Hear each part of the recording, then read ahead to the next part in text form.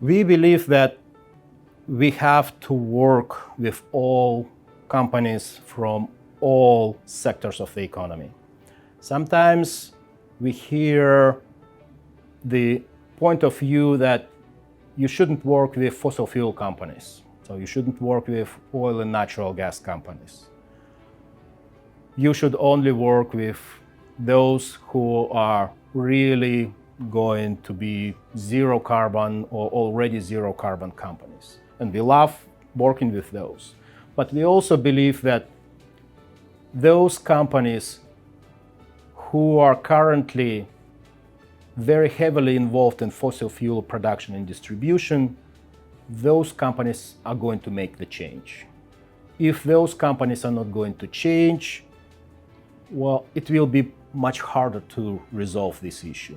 It's not impossible, but without making sure that they understand the problem and that they have to change the business, it will be a more difficult path, a more expensive path, and probably not so pleasant path to the future. Because ultimately, we will realize we have to decarbonize. There is no question, everybody understands that. What is currently is debated, what is the realistic path to get there, how quickly we can get there. All the bright engineering ideas now has one more dimension. So even if you're going to take a look at 10 years ago, well, we were trying to find how to produce energy more efficiently, how to find new energy, but we don't really include the dimension of emission reduction in that thinking, oh, I'm creating a new gadget. Well, now almost every new creation has that dimension. And it means that even without policies, a lot of new things which are going to be introduced to the market will also have that objective. Oh, how do I do that? But also, how do I reduce emissions? And that also gives hope and positive attitude that indeed we are going to resolve that. And finally, the industry itself, they realize that. There is the major gathering of all major energy companies. It's called CERAWeek. And it's every year in Houston. And almost every major CEO of major energy company is there. And they are making their statements, oh, this is how we see the future.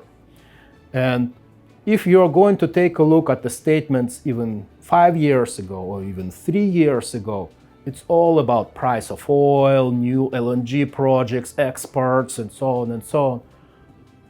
Right now, if you go there, almost every second or maybe every conversation is how we are going to decarbonize, how we are going to transition.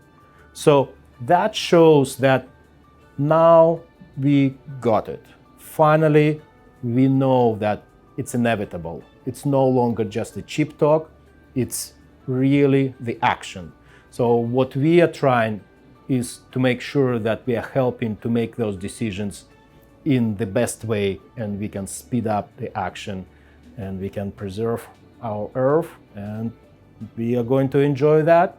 Our children are going to enjoy that, our grandchildren, and so on and so on. They will still have the beautiful view of Charles River and sometimes even sunny view of Charles River. But that's what the ultimate goal is, to make sure that we are preserving the Earth.